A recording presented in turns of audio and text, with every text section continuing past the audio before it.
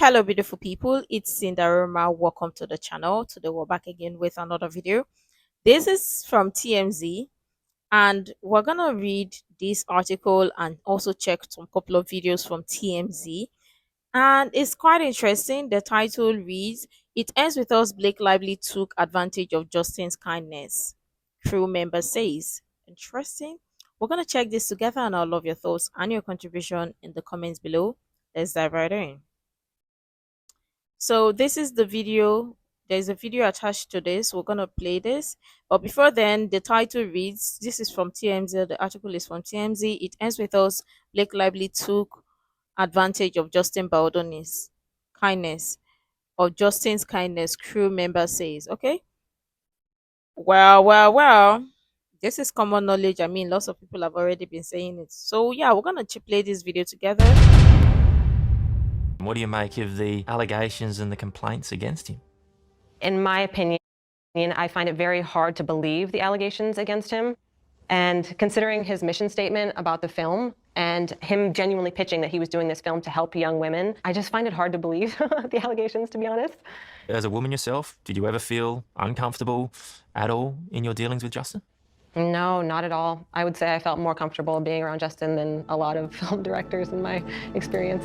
I feel like, of course, everyone's experience is most likely gonna be different, but the fact that she just wants to make it seem like, oh, the entire environment or work set was unsafe is insane. It's one does not even make any sense. But anyways. Did you ever feel uncomfortable? I'm just glad other people or somebody is coming to speak to defend Justin Baldoni, or people are coming out now to defend Justin Baldoni, because it gets all the more interesting. It's quite interesting, right? Did you ever feel uncomfortable at all in your dealings with Justin? Uncomfortable at all in your dealings with Justin? no, not at all. I would say I felt more comfortable being around Justin than a lot of film directors in my experience. I feel like maybe Blake smelled his kindness, mistook it for weakness, and tried to take advantage and take power. So, yeah. So you believe Blake Lively wrestled control of the film? I think she tried to, yes. Did she succeed in the end?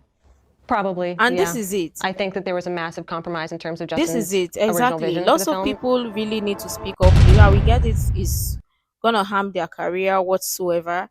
But speaking up will save you a whole lot, right? Because this is this is no joke, right? And we all know from the timelines of or what we see, we all can see. I mean, it's evident, obviously.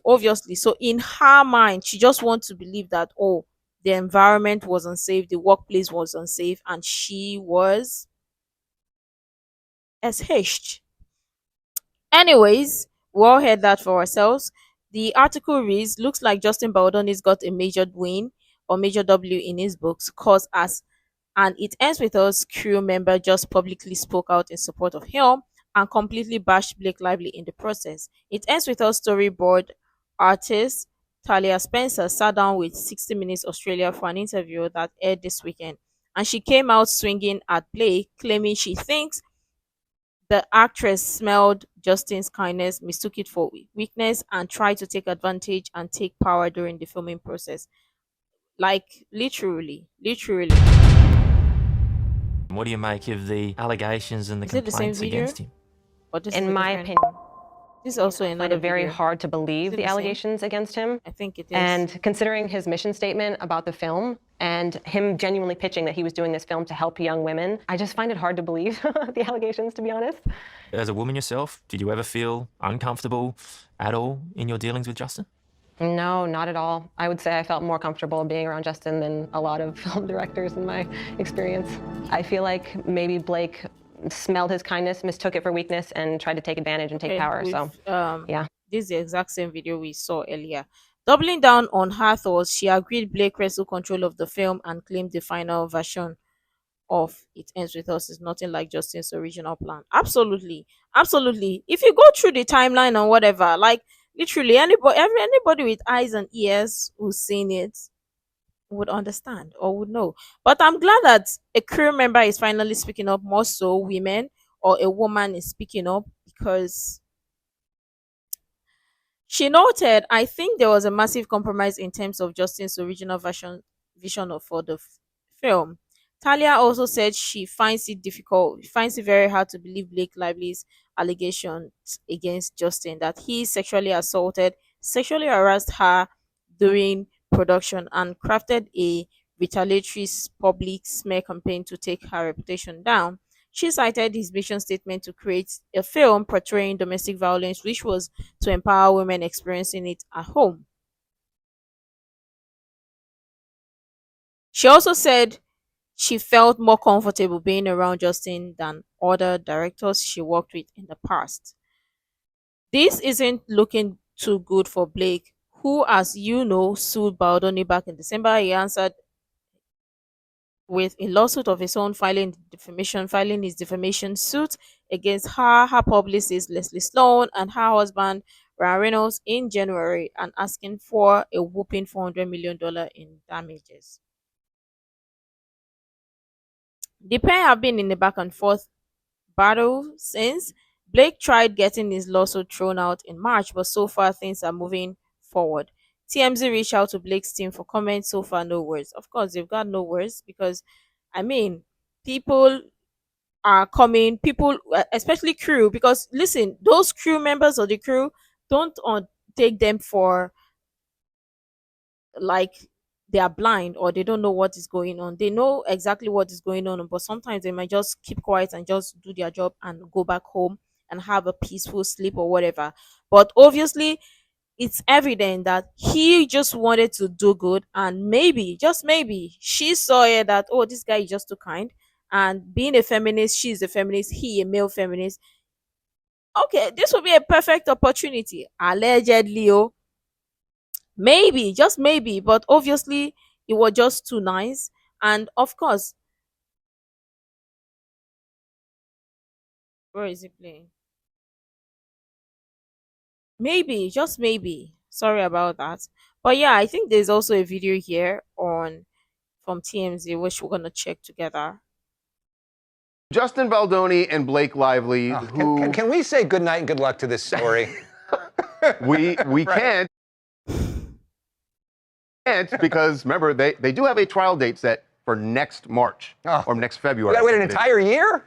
If it ends up going that far. But there were new filings in this case, and basically this was Justin's response to Blake's motion to dismiss. Remember, she and Ryan Reynolds have both filed motions to be dismissed from Justin's lawsuit, and Justin is, as you would expect, opposing it on the grounds that it is his First Amendment right to drag her into court and defend himself. He said, his attorney Brian Friedman told us, Miss Lively and her circle of Hollywood elites cannot prevent my clients from exercising their constitutional right to petition the court to clear their names from her false and harmful claims. So you have him invoking the Constitution, saying that this is his First Amendment right to do this, and therefore you cannot throw this case out.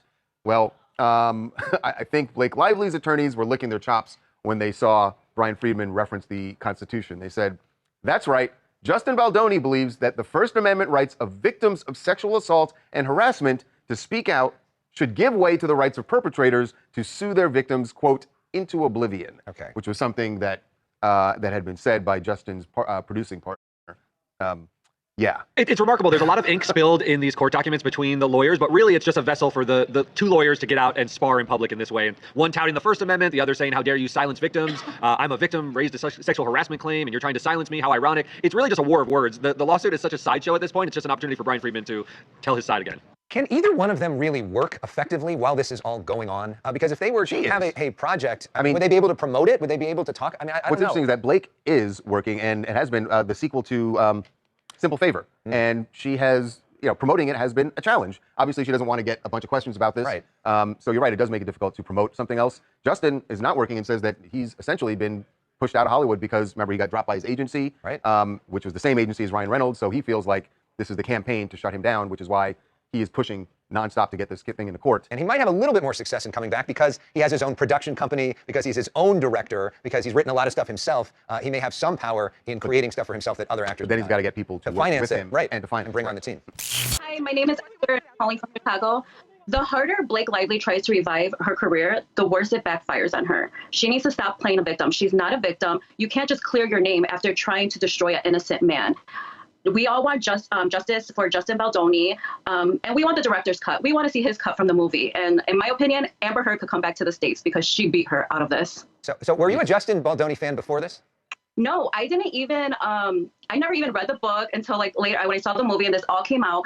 And then I researched, it was all on TikTok and I couldn't believe it. Like he's such a good man. You could tell. And the way the way she treated not only her, but her husband, Ryan, that was ridiculous. And he's innocent. And I think both of their careers are over and they're just trying to, Well, I think that is definitely hyperbole to say that Blake Lively and Ryan Reynolds' careers are over. Far from that. But you're right. It does seem on TikTok, Justin Baldoni's winning. Problem is, TikTok is not a court of law. Yeah, but she brings up Amber Heard and Johnny Depp, and so much of that played out on TikTok too, which drove a lot of the interest in the whole thing. Indeed.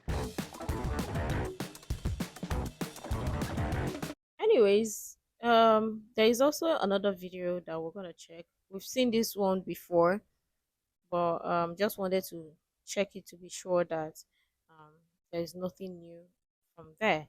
But the exact same thing, it's obvious that he's kind. And before now, I haven't actually seen any of Justin Baldoni's movie. I don't even know who he is. But she just kind of made us know exactly who he is and paying close attention to him.